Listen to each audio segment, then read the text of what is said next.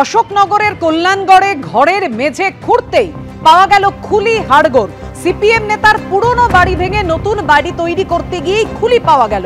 প্রয়াত অশোকনগরের সিপিএম নেতা বিজয় মুখোপাধ্যায়ের মেয়ে পৈতৃক সূত্রে জমি পেয়েছেন, আর সেই বাড়ি ভাঙার সময় এই হাড়গোড়ের হদিশ পাওয়া যায়। কথা বলবো, আমাদের সঙ্গে রয়েছেন আমাদের প্রতিনিধি সমীরণ পাল। সমীরণ, কিভাবে উদ্ধার হলো, কতটা গভীরে ছিল এই খুলি হাড়গোড়? দেখো, যেটা জানা যাচ্ছে বাপি, আজকে সকালবেলা অশোকনগর কল্যাণগড় পুরসভা এলাকা কল্যাণগড় বাজারের কাছে প্রয়াত সিপিএম নেতা বিজয় মুখোপাধ্যায়ের বাড়ি, সেখানে আজকে পুরনো বাড়ি সংস্কারের প্রক্রিয়া চলছিল এবং যখন ভাঙার প্রক্রিয়া চলছিল সেই সময় ঘরের ভেতরের মেঝে ভাঙার সময় তার নিচে থেকে দুটি খুলি এবং হাড় উদ্ধার হয়েছে এবং খবর দেওয়ার সঙ্গে সঙ্গে অশোকনগর থানার পুলিশ এসে সেগুলো উদ্ধার করে এবং সেখানে ফরেন্সিক পরীক্ষা হবে। আগামীকাল ফরেন্সিক বিশেষজ্ঞ দল এসে সেখান থেকে ফরেন্সিক পরীক্ষা করবে। কিন্তু চাঞ্চল্য ছড়িয়ে পড়েছে এই কারণে, যেহেতু ঘরের ভেতরের মেঝের নিচে থেকে কি করে খুলি এবং হাড় উদ্ধার সেই ঘটনাকে কেন্দ্র করে এই নিয়ে রাজনৈতিক চাপানো শুরু হয়েছে। গোটা বিষয়টি তদন্ত করে দেখছে অশোকনগর পুলিশ। খাস কলকাতা এক মহিলাকে শ্লীলতাহানির অভিযোগে পুলিশ ইতিমধ্যে তদন্তে একজনকে গ্রেফতার করেছে। যদিও দুজন অধরা, 3 জনের বিরুদ্ধে অভিযোগ দায়ের হয়েছিল। পুলিশ তদন্তে নেমে একজনকে গ্রেফতার করেছে। ধৃতের 8 তারিখ পর্যন্ত পুলিশ হেফাজতের নির্দেশ দিয়েছে আদালত। ধৃত গার্ডেন রিচের বাসিন্দা আলতাফ আলম। 2 জনকে এখনো পুলিশ ধরতে পারেনি, তাদের খোঁজে তল্লাশি চলছে। ইএম বাইপাস থেকে মহিলাকে জোর করে গাড়িতে তোলার অভিযোগ ওঠে। গাড়িতে তুলে মাদক খাইয়ে শ্লীলতাহানি করা হয়। এরপর রাস্তা থেকে সেই মহিলাকে উদ্ধার করে হাসপাতালে নিয়ে আসে পুলিশ। 3 যুবকের বিরুদ্ধে মহিলা অভিযোগ দায়ের করেছিলেন। অভিযোগ দায়েরের পর তদন্ত শুরু করে পুলিশ। একজনকে গ্রেফতার করা হয়েছে, বাকি 2 জনের এখনো কোনো খোঁজ পাওয়া যায়নি। অভিযুক্তদের মধ্যে একজন মহিলার পূর্ব পরিচিত বলে পুলিশ সূত্রে খবর। পার্থপ্রতিম ঘোষ বিস্তারিত বলবেন। পার্থপ্রতিম, দেখো, একেবারেই আলতাফ আলমকে গ্রেপ্তার করা হয়েছে। পুলিশ জানিয়েছে বাকি আরও 2 অভিযুক্ত রয়েছে, তাদের খোঁজে বিভিন্ন জায়গায় তল্লাশি সেটা চলছে। কিন্তু এক্ষেত্রে যে বিষয়টা তবে বলবো, আলতাফকে আজকে গ্রেপ্তার করার পর পুলিশ আলিপুর আদালতে পেশ করে নিজেদের হেফাজতে চায় এবং সেক্ষেত্রে কিন্তু আগামী 8 তারিখ পর্যন্ত নিজেদের হেফাজতে পেয়েছেন তদন্তকারীরা। পুলিশের তরফ থেকে যে বিষয়টা বলা হয় যে গোটা ঘটনাটি ঠিক কী ঘটেছিল আরও বিস্তারিত জানার প্রয়োজন রয়েছে, বাকি দেখো তল্লাশি করার প্রয়োজন রয়েছে। অন্যদিকে হচ্ছে রিকনস্ট্রাকশন অফ ক্রাইম, সেটা তারা করতে চান এবং সেই মতো কিন্তু অভিযুক্তকে নিজেদের কাস্টাডি প্রেয়ার করেন তারা। এবং এই আলতাফের সঙ্গে যে অভিযোগকারিনী তার একটা পূর্ব পরিচয় হয়েছিল। কি হয়েছিল এবং গোটা ঘটনা এখনো পর্যন্ত উঠে এসেছে সেটি হচ্ছে যে গত শুক্রবার দিন রাত্রেবেলা যখন এই ইএম বাইপাসের পাশে যখন বাস ধরার জন্য তরুণী দাঁড়িয়ে ছিল, তখন সেখান থেকে তাকে অপহরণ করা হয় এবং তার পরবর্তীকালে গাড়ির মধ্যে মাদক সেবন করিয়ে শ্লীলতাহানি করা হয় বলে অভিযোগ। এই যে অভিযুক্ত, তার সঙ্গে অভিযোগকারীর পরিচয় হয়েছিল মাস 3 আগে। অভিযুক্ত একটা লোনের এজেন্ট এবং সেই ক্ষেত্রে লোন করিয়ে দেবে বলে তরুণীকে কিন্তু প্রসেসিং ফি বাবদ একাধিক টাকা নিয়েছিল। গত শুক্রবার দিনকে সেই প্রসেসিং ফি বাবদে কিন্তু যেই টাকা লোন পাচ্ছে না, সেই টাকা যখন রিটার্ন চায় সেই নিয়ে প্রথমে কথা হয় তরুণীর সঙ্গে এবং তারপর তরুণীকে জানতে চাইছে কোথায় আছে।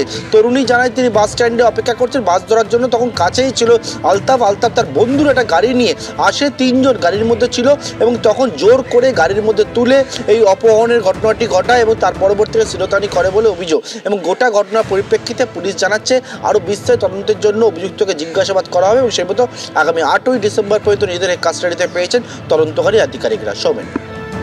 পার্থপ্রতিম, ধন্যবাদ। সরকারি আইনজীবী কি বলেছেন শুনুন। এই ভদ্রমহিলা ভিকটিম, তাকে কিছু একটা জোর করে তো গাড়িতে তোলা হয়েছে সেটা পাচ্ছি। গাড়িতে তোলার পর তাকে জোর জবরদস্তি কিছু ওষুধ খাওয়ানো হয়েছিল যার কারণে সে অচৈতন্য হয়ে পড়ে। তারপরে তার সাথে দুর্ব্যবহার করা হয়। এগুলো সবগুলোই পাচ্ছি আমরা।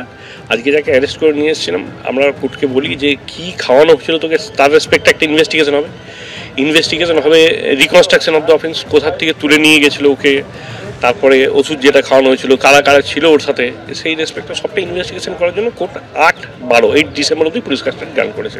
পূর্ব বর্ধমানের ভাতারের ছবি আপনাদের সামনে রেখেছি। এসআইআর এর কাজের চাপে অসুস্থ হওয়ার অভিযোগ পরিবারের। অসুস্থ হওয়ার পরও ফর্ম ডিজিটাইজেশন সহ অন্যান্য কাজ তিনি চালিয়ে যাচ্ছেন। 19 নম্বর বুথের বিএলওকে গুসকরা প্রাথমিক স্বাস্থ্য কেন্দ্রে ভর্তি করা হয়েছে। চিকিৎসায় সুস্থ হয়ে সকালেই ফের বিএলওর কাজে যোগ দেন রমেন্দ্রনাথ রায়। কাজের চাপেই অসুস্থ হয়ে পড়েছিলেন, অভিযোগ বিএলওর পরিবারের। একদিকে এসআইআর এর কাজের চাপে অসুস্থ হয়ে পড়েছেন এই আরো, এমনটাই অভিযোগ এই আরোর পরিবারের। অন্যদিকে অসুস্থ হয়ে এসআইআর এর কাজ করছেন বিএলও অসুস্থ হয়েও এসআইআর এর কাজ করে যাচ্ছেন।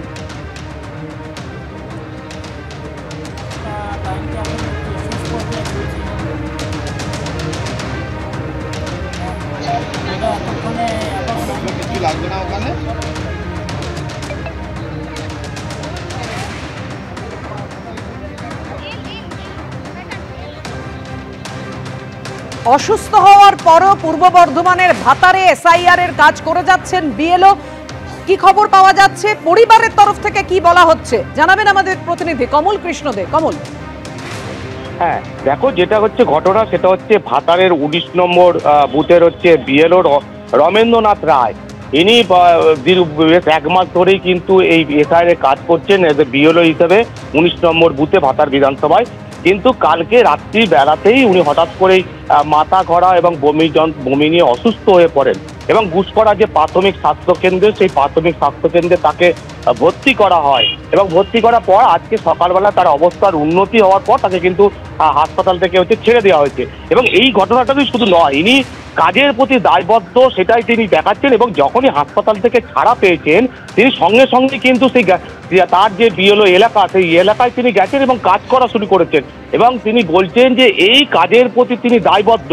তার একটা সমস্যা হচ্ছে, এটা ঠিকই, যেহেতু যে এলাকায় তিনি বিএলও হিসেবে কাজ করছেন সেই এলাকায় প্রচুর দরিদ্র মানুষ আছেন এবং আদিবাসী সমাজের মানুষ আছেন যারা সকালবেলাতেই মাঠের কাজে কাজ করতে চলে যান এবং তার ফলে তাদের সাথে যোগাযোগ করতে গেলে তাকে সন্ধ্যে বেলাটাকেই বেছে নিতে হয় এবং বেছে নেওয়ার পর তাদের সাথে কাজ করার পর এনুমিনেশন ফর্ম দেওয়া নেওয়া করার পর তাকে বাড়িতে এসে দীর্ঘক্ষণ রাতে কাজ করতে হয় এবং এই রাতে কাজ করতে গিয়েও তার একটা মূলত যেটা সমস্যা হচ্ছে, যে এলাকায় তিনি থাকেন বা যে এলাকায় তিনি কাজ করছেন সেখানের যে নেটওয়ার্ক, মোবাইল নেটওয়ার্ক, সেই নেটওয়ার্ক কিন্তু 4G বা 5G নেটওয়ার্ক সবসময়ের জন্য অ্যাভেলেবেল নয়। তার ফলে তাকে 2G নেটওয়ার্কে দীর্ঘক্ষণ ভরসা করতে হয়। এর ফলে তার ডিজিটাইজ করতেও একটা সমস্যা হচ্ছে, যদিও ব্লক প্রশাসনের পক্ষ থেকে তাকে হেল্পও করা হচ্ছে, কিন্তু তার ফলে তার একটা সাময়িক সমস্যা হয়েছিল। তিনি অসুস্থ হয়ে পড়েন রাত জেগে দীর্ঘদিন কাজ করার ফলে এবং তিনি কাজের প্রতি যে মানসিকতা, সেই মানসিকতা দেখিয়ে তিনি হাসপাতাল থেকে ছাড়া পাওয়ার পরই কিন্তু তিনি কাজে যোগদান করেছেন এবং সেই মানুষগুলোর কাছে এনুমিনেশন ফর্ম পৌঁছে দিয়ে এবং তাদের কাছে সেটা নিচ্ছেন। পাপিয়া,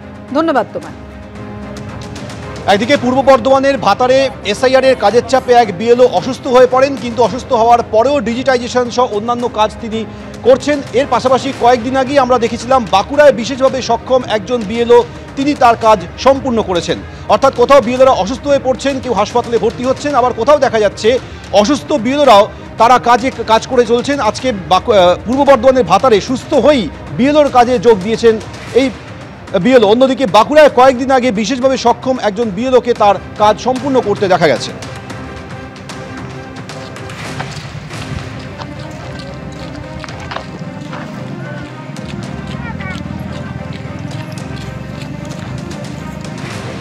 এবিপি আনন্দ, এগিয়ে থাকে, এগিয়ে রাখে।